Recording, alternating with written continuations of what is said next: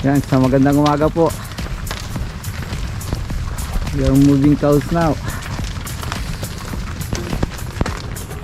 Hi, hello. So tapos na po silang i-dry off. Kaya lipat na po sila sa run off.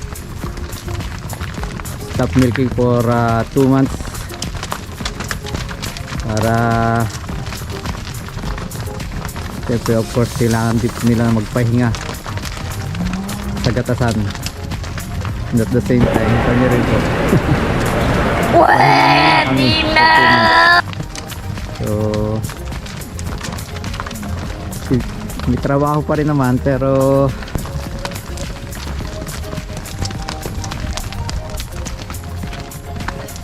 sa milking, so stop muna kami. Yan, so sila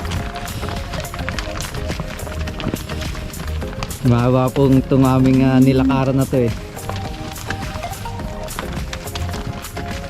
Bali siguro mga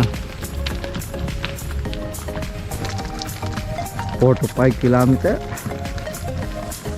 walk. Yan.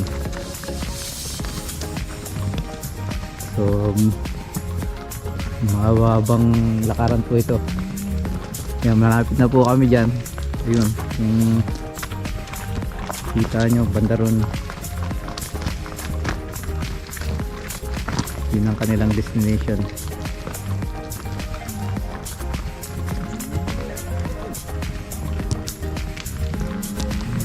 So napakalamig po ngayong umaga. Bali kung papansinin nyo yan, no? Namumuti yung mga damo. So too much frost po this morning. Pumasok kami ng mga 8 o'clock, still negative 4 degrees. So sobrang lamig. Ngayon po ay mga anong oras na ba ngayon? So we'll check. Oh, 10:46. Mag-11 na po. Ayan, papansinin nyo talagang may yelo pa.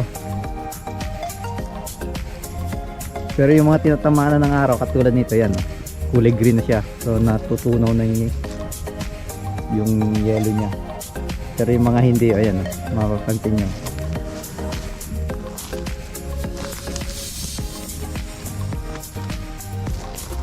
Ayun o, yung bundok dun o. Sa may bandang likod covered in snow na.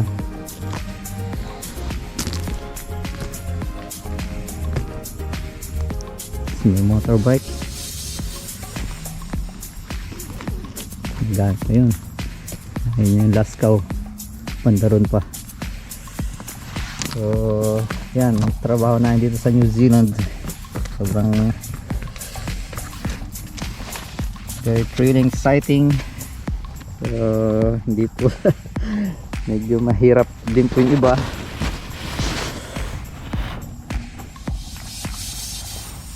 Yan, sobrang lamig oh. Na kailangan na magkaroon ng may suot na ganito. Yung isa may covered pang ganito. Yan, pagka yung tumatakbo ko na, covered na ako ng ganito.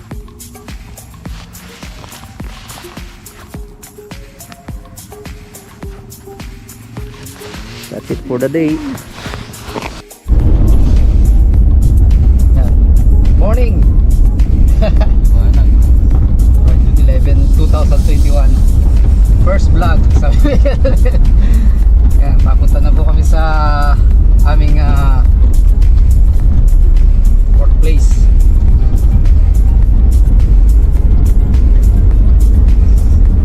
Sa ngayon po wala yung aming baka sa park. So punta kami sa mga sarano. Mag-ship ng cow.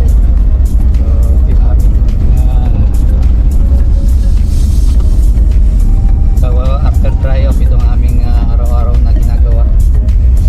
So medyo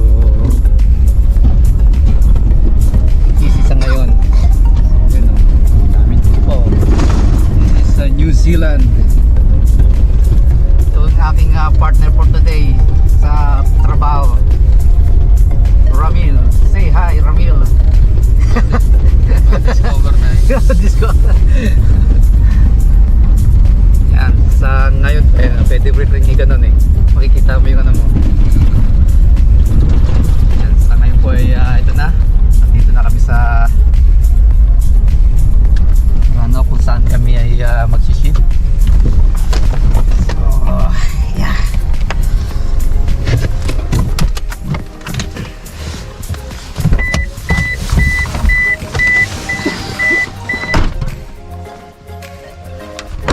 Medyo makulimlim ngayon, or already 8 o'clock.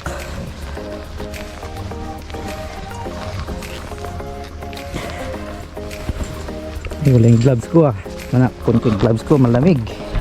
Hindi naman ganun kalamig sa ngayon. Pero kailangan ng gloves pa rin. Paano masabi? Para iwas kuryente. Minsan kasi nakukuryente kami doon sa amin pag napadikit. Yan, ito po yung pagkain ng baka na kung saan ay siniship namin sila. Tawag po dito ay kale.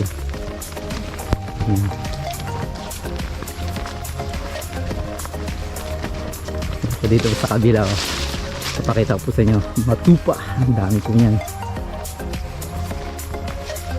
Hoy! Yan, ito malawak pa yung aming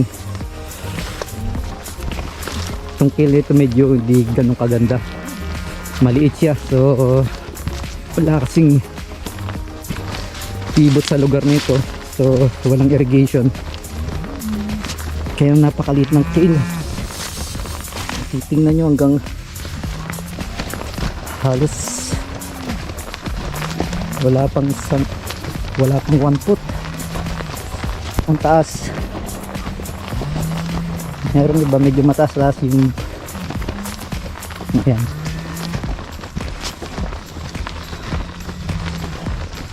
So kung mapapansin nyo, hati-hati namin dito yung pakain nila, so hindi na binibigay lahat yan. So talagang ginagawa yan para mga buntis na po kasi ito, so in a matter of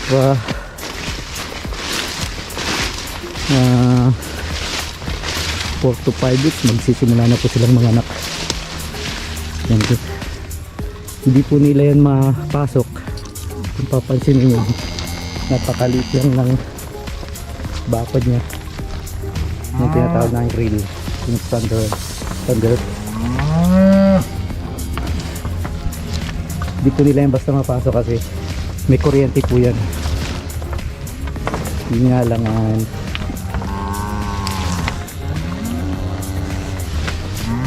hindi ganun kalakas yung kuryente, kaya Paano masabi? kinokonect naman po dun sa kabila para may kuryente dun. Tatanggalin na po namin to para makakain sila ngayong umaga. So yan, bigyan na ako ng gloves. Ready Romil? Yan. Sige, pakitanggal mo na lang gandun, Mil. Sasagasaan kasi ako nito eh. Hey! Shht!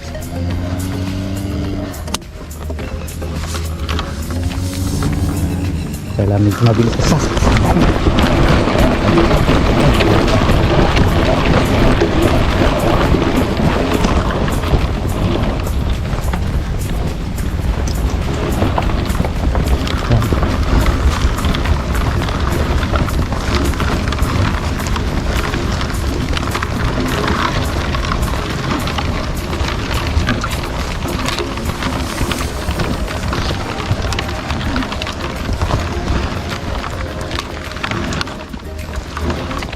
Nakapasok na po sila. Ayun na yan sila.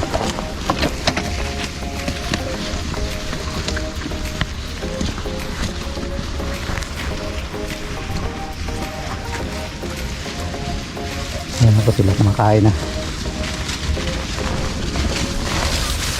So yan, ito pong ginagawa na niya. Nagawa na niya. Pina-warm up ko tong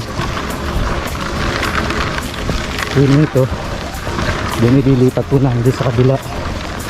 So merong backup rail so that hindi ma-break nila itong isa kasi may mga tumatalon eh.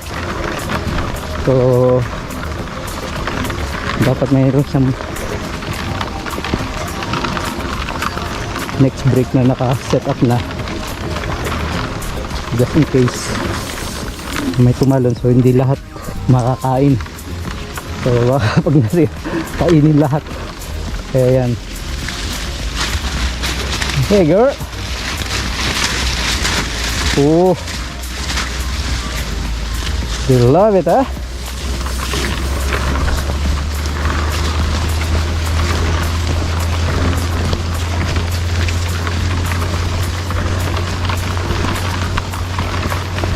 Ganyan normally ginagawa natin dito.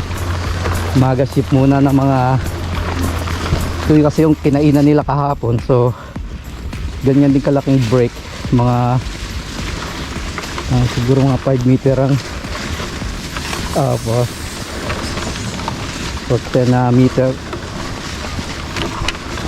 So maghapon ubos nila yan.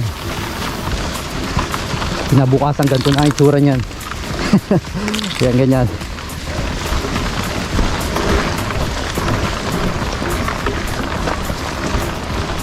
So ito hindi basta ordinaryo yung parang tali lang to. Merong may compost na parang nylon or some wire. Kaya yung kuryente dumadali po rito pagka kinonek sa kuryente. Mga kuryente naman dito mga alas nilang mababa lang. Hindi naman talaga siya papatay, pero gugulating ka lang naman. Ilang beses na rin po kami na kuryente. Kaya mas malagi meron kang gloves para yan po. Yan po, may mga tupa dito sa kabila oh.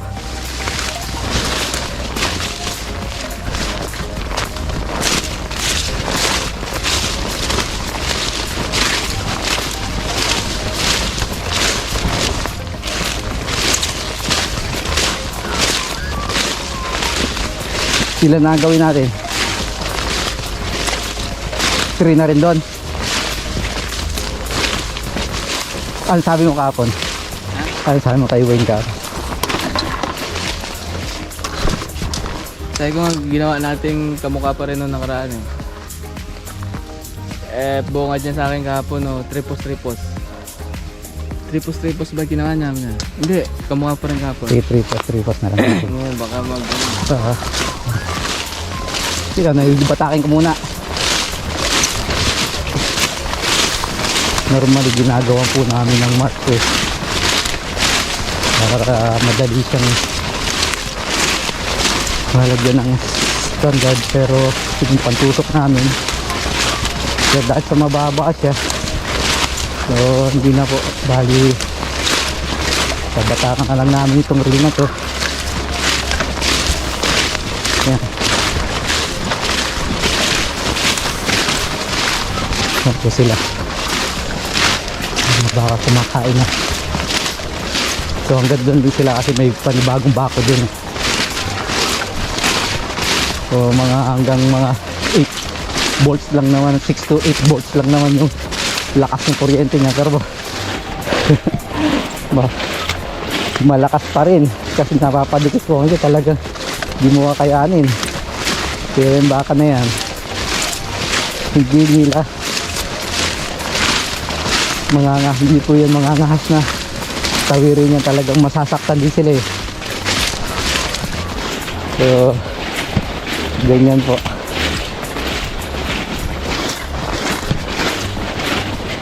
Yan nga, may mga sa ngayon po kasi pahinga ngayon yung milking nila. Dinrayo po na, hindi na dryo po yan. So after dry mga 2 months rest po sila sa milking. Then pag tapos yan, start na po sila ng calving ulit. Kaya start na rin kami ng milking.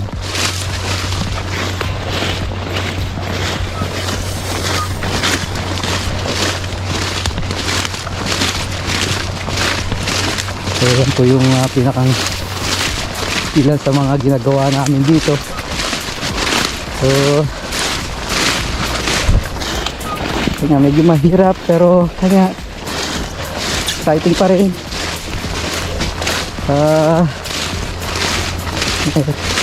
Mahalaga dyan kanya nandun yung enjoyment mo sa yung trabaho at sa pagkaganon hindi magiging mahirap.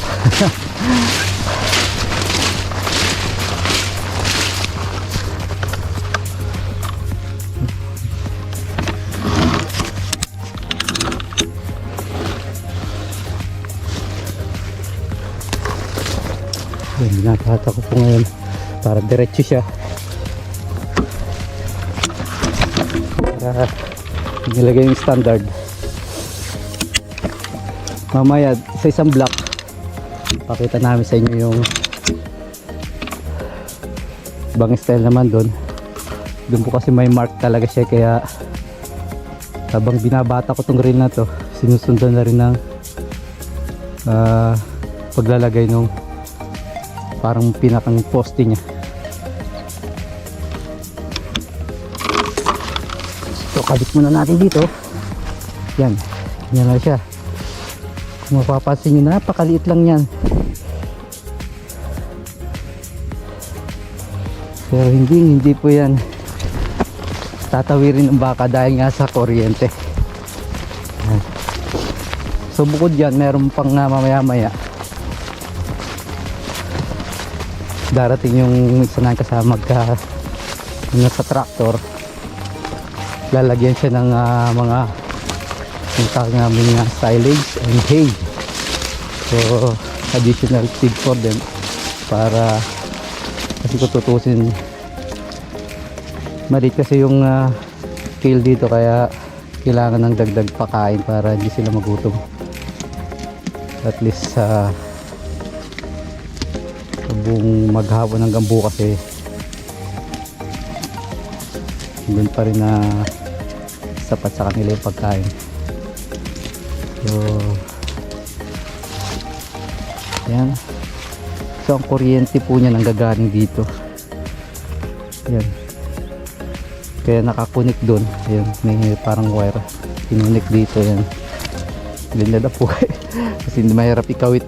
May iba-ibang style po kasi ng bako dito pero ito may ganito kasi may ship dito sa kabilang lugar, kaya may tawag na yung mga 4 ship pins po ito.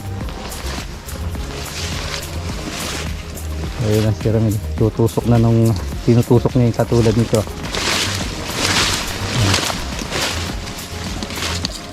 Itong standard nito hindi masyado maganda yan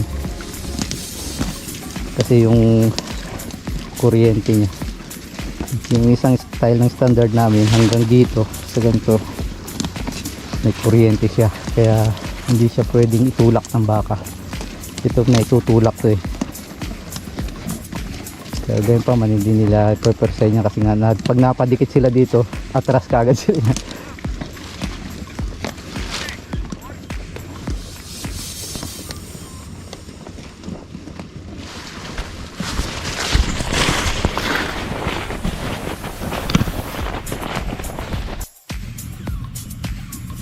Yun.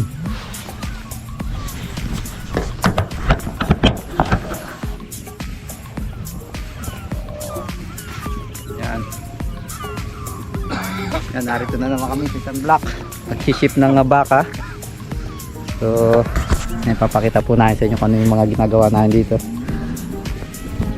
So, yan o. Kailangan ko po nito.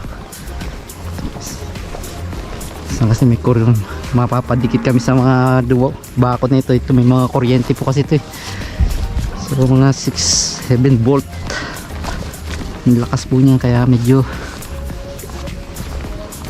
mas sakit din pagka napadikit ka. Ayan po, ito po yung mga ginagawa. So isi-ship na po natin sila. Gutom na yan pag itong mga umaga. So wala, maingat ka sa pagtanggal nito pag napakadikit ka kasi dito. So kukuryente ka Ayan, kailangan medyo mabilis sa una. Dahil sa gutom nga, sasagasaan kasi nila. Halos parang masasagasaan ka nila. Oh, grabe ang putik dito. Yung mga nakarang araw kasi grabe yung ulan dito. So, itong padak na ito hindi may kagandaan, medyo nag-i-stack yung tubig nila dito. Ayan, grabe yung putik. So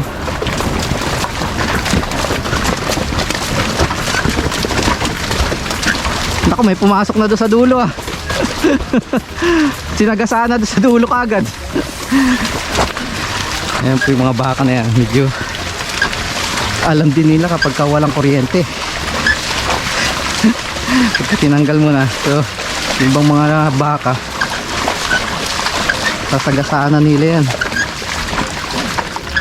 So malalaki po yung kail dito, kaso nga lang grabing putik. Ayan. Ito yung mga normaling ginagawa po namin. Sa ngayon po wala po kaming milking na eh. So pahinga muna sila sa milking for at least 2 months.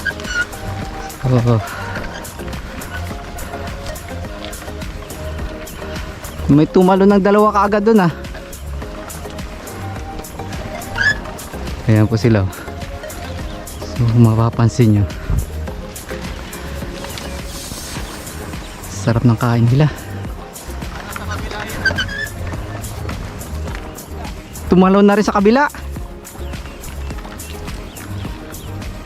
Ah, dun dumaan. Taas po ng kail dito. Halos hanggang leeg ko.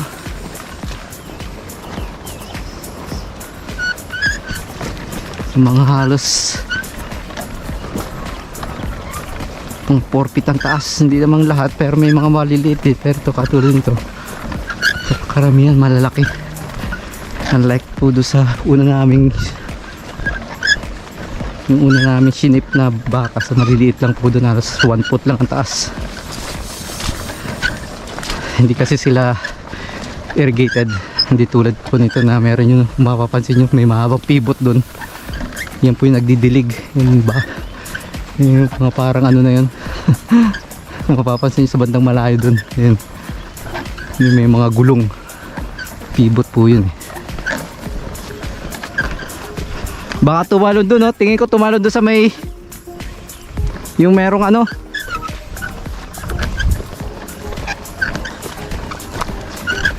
may plastic nylon doon.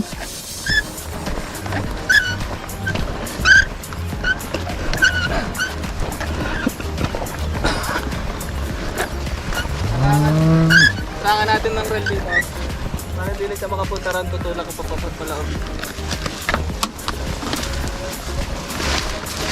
Ayan po. Ha? May sira nga na dito baka. Ah, ayan oh. Sira. Oh, may ano na yan. Dapat hindi na isang brake pa ba to? Hindi na. Ay, hindi na no. Hindi na lalagyan ng brake dito.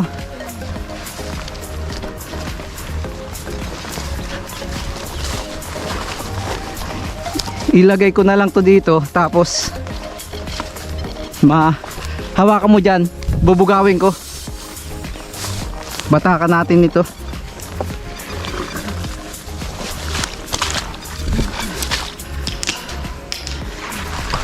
May mga bakang kumisa makukulit. Talagang kapag sobrang gutom nila, kahit may kuryente, di nakatalon pa nila yan. Mga lokong baka talaga yun oh. Yan.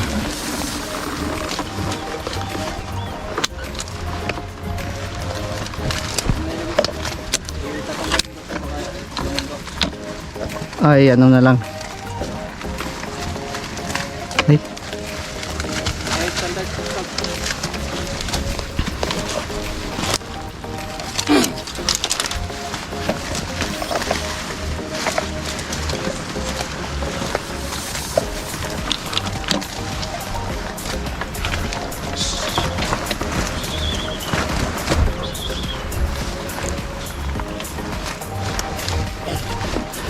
Dito ka na lang gumanto.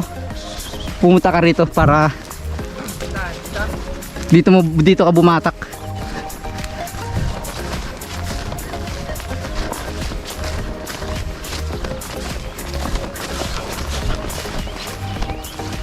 Ano po mga ilang mga ginagawa namin dito kapag ka talagang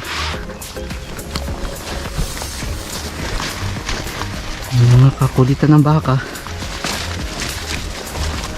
Wow!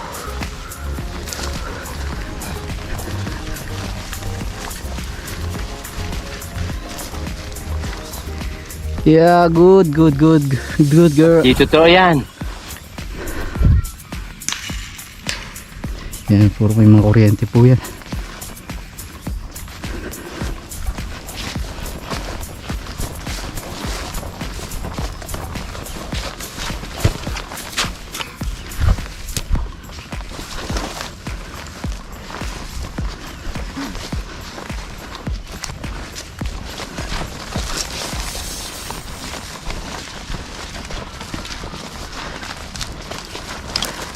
Tumatalon doon sa ano, alam nilang walang kuryente doon eh. Saan ba?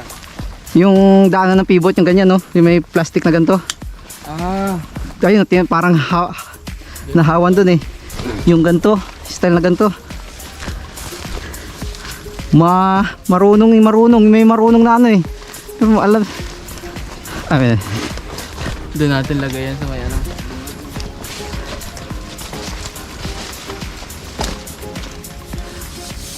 Ayan. Kumakain na po sila.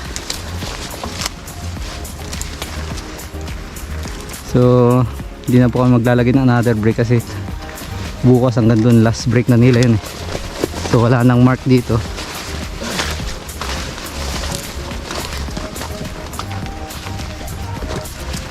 So, ayan po. Mga 3 weeks na rin po nilang kinainan to dito eh. So, itong kinakainan nilang ito bukas ganito na itsura rin yan. Ubus nila yan. Ayan. So inuunti-unti lang po yung pakain sa kanila para control din po yan, hindi basta bigay lang ng bigay. So hindi naman masyadong konti para hindi rin naman sila magutom o pumayat. Hindi rin masyadong marami kasi malapit na po silang manganak in 2 months time. So manganak na yan po sila. So pagka ganyan po medyo kontrol na rin yung pakain kasi nga baka lumaki masyado yung guya. Yung tendency po kasi kapag nanganganak sila mahirapan masyadong lumaki yung guya sa loob ng tiyan, kaya as much as possible talagang pinag-aaralan din naman nila yung paano o kung gaano kadami yung dapat ipakain.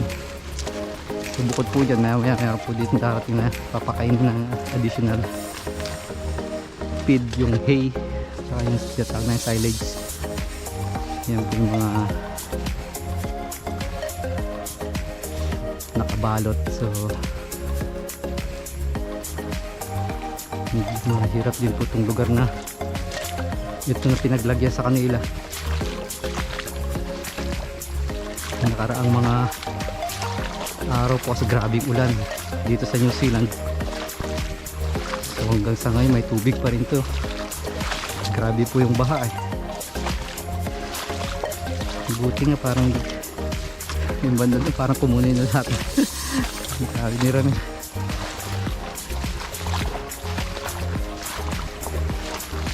Ayan po sila.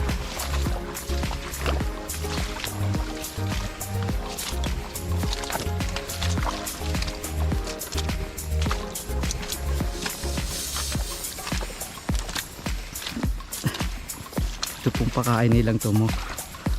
Ito po yung natawag na yung kale. Ito po yung tinatawag na high energy food. So mostly sa mga farm po ito po yung pinapakain. This time of the year po kasi ito yung tinatawag na yung winter season. So medyo malamig yung panahon talaga, bisa nagyayelo. Sa ngayon hindi po siya nagyelo, hindi walang frost. Tinatawag namin. Pero once na may frost talaga sobrang lamig. So protection po yan nila. Please. Yan yung nagbibigay energy po sa kanila na mas mataas para panlaban din sila. Naka-expose sila sa lamig. Yan po sila.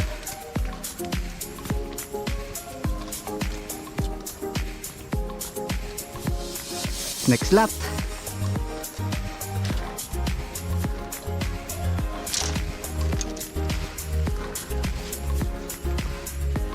So dalawa po namin to. So last break na po bukas yun dyan. So sa kabilang yung kung mapapansin nyo meron pa dun. So after 2 days lilipat naman sila dun sa another paddock. So yun po. Mga pakainan po dito yan, hinahati-hati po talaga yan para habang kapag pinakain naman ito after 20 to 30 days pwede na ulit siya pakainin. Depends sa season. So natapos to, halimbawa isang paddock, next paddock naman. So kapag nakainan yung buong mga paddock, babalik na lang sila dito. So ganun lang. Yan po ang ilang mga ginagawa na. So kaya po muna.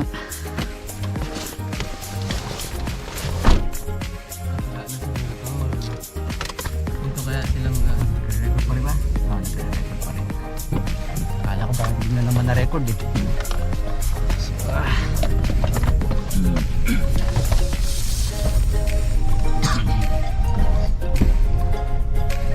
Yan lang muna release standard na.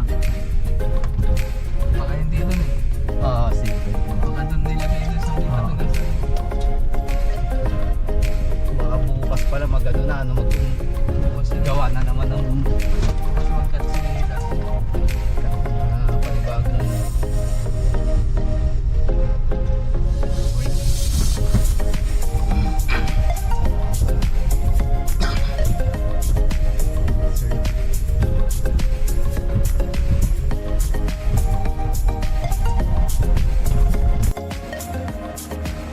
yan, dito naman kami ngayon sa next block. Yan dito.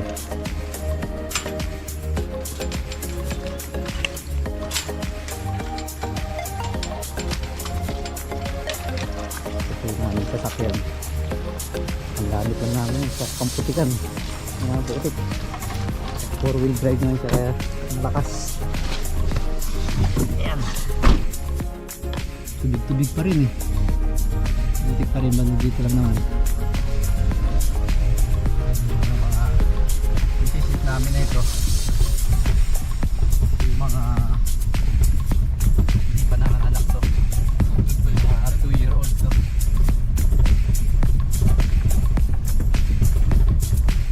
Sila yung mga sinatay mga dumalaga kaya mga buntis na rin. So ganun din, same deal with the other, shiship din sila. Magpapain naman may tubig nila.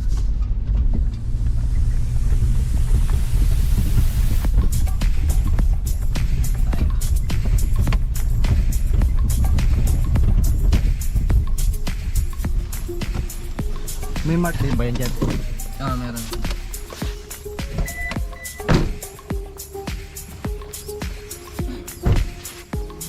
Cake mo sa ulo. Ayan. Good morning, girl. Time to eat. Kailangan ko yun. Kailangan mag-ingat ka dyan.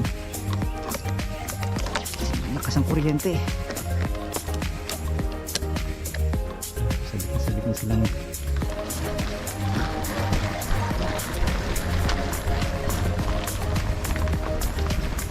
dito kayo sa kabila pumasok. Ayan, napasok na sila. Unahan sa pagkain. Parang maubusan eh. Pagtakbo pa eh.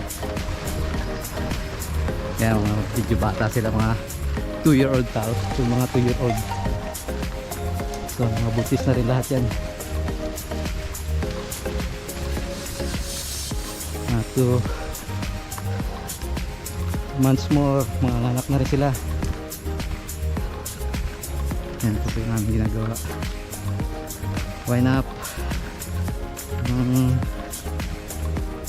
Break. Then set up another break. So kinakailangan merong parang additional standby break aside from this break. So para mag-break man sila, magsirain man nila yung minsan yun.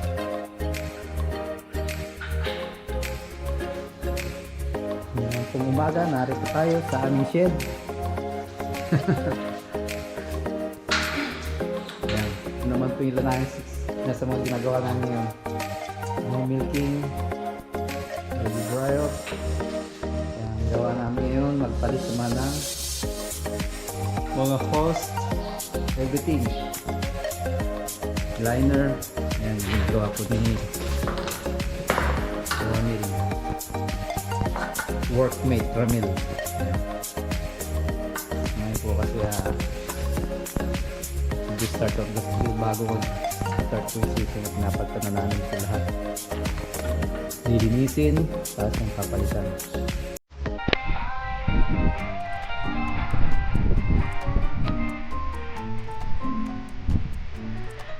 So now going to their paddock.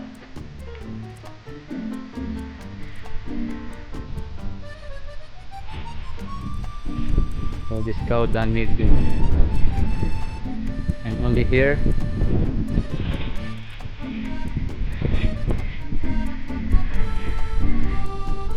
Looking if there is some car coming. Stop the cow. Coming this way.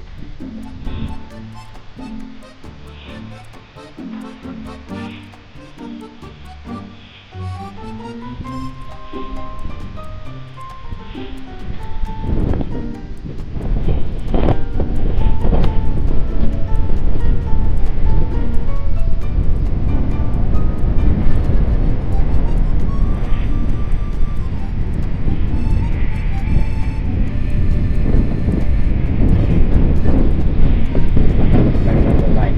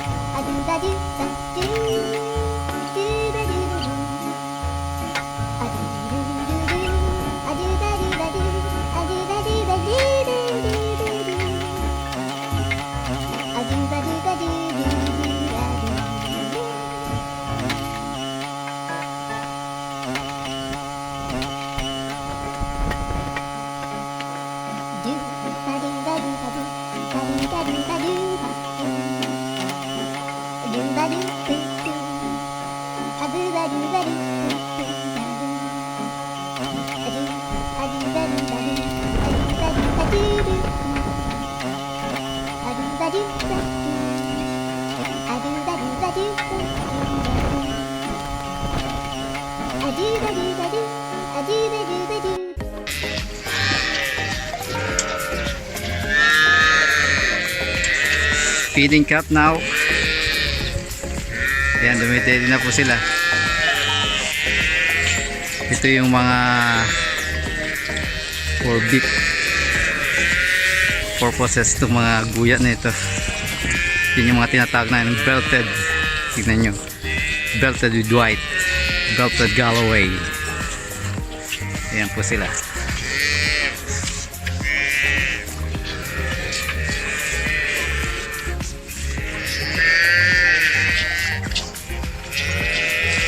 Sarap ng dede, oh. Tayong gatas. Yung pong gatas.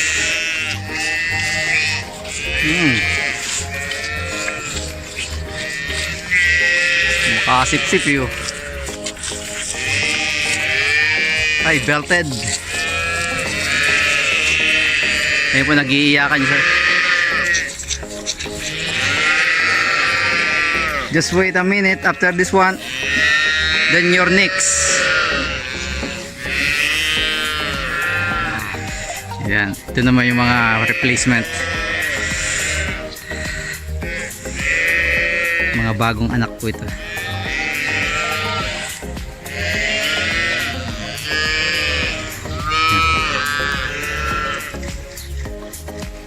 Ayan, ang dami rin doon, pinapadede rin doon. Yung kung tatanawin yung banda roon, meron pa rin doon. Dalawang grupo pa po yung iba na sa kabila. Look at this dude. Wait till you see the. No, no, no, no. Pengi daw, pengi. Ang gatas niya, pengi. Ang ganda ng mga kulay dito eh. Yan, merong isang ibang klaseng breed naman yun. Pure brown.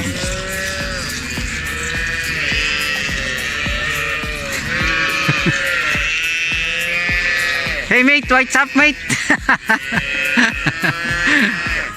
Partner in crime.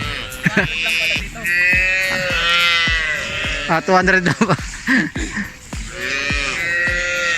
Hindi naman siguro maubos yan. 250 pala rito, 200 dito. Ay po 400 lang to. 400 lang.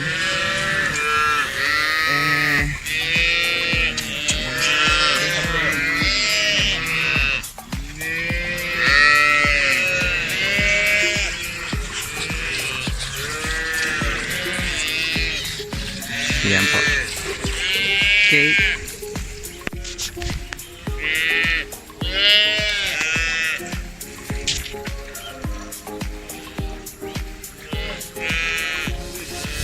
Ilang 23.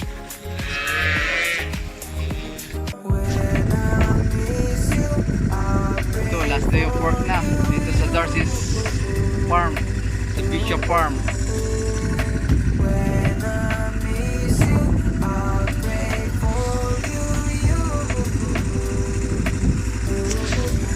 Oh, yan oh. Tulak ng baka. Tulak ng baka.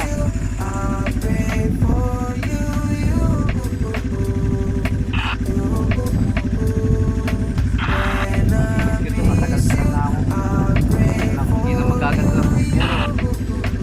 Ipat sa babuyan. Ito motor ko.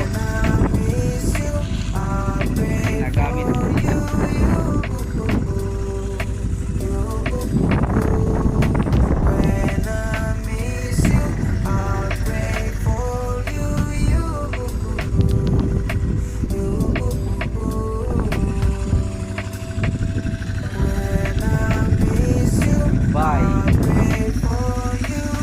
December 13, 2021.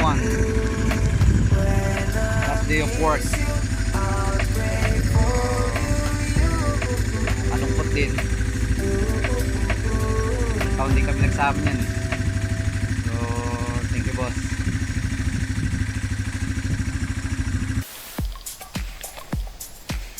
Snow. Start of winter now. See that? Cold now. Getting cold.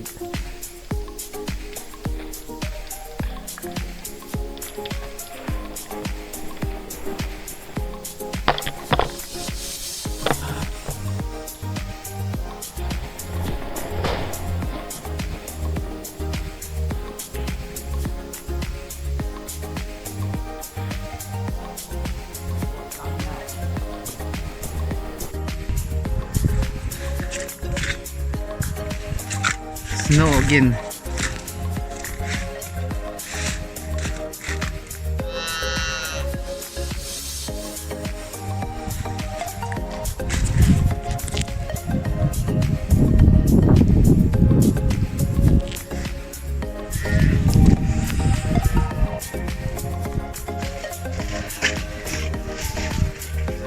Good morning. May snow na umaga sa inyong lahat. Oh.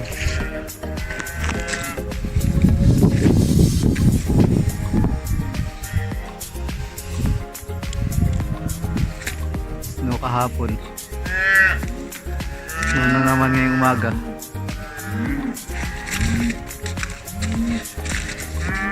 Wow, snow.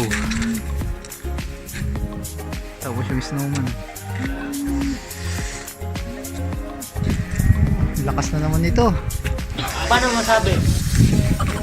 Yung baka namin. Milking time.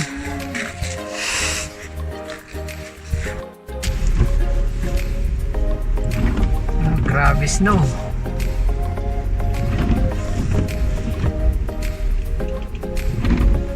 It's August 8, 2021.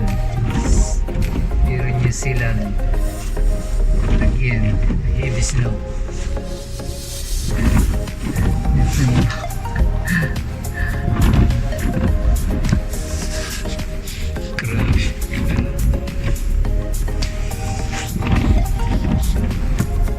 Kuha namin lahat ng baka, lahat ng bagong anak at mamamatay sa snow. Naku, medyo makapal na eh. Wala pa rin tigil, kakapal pa ng gusto to.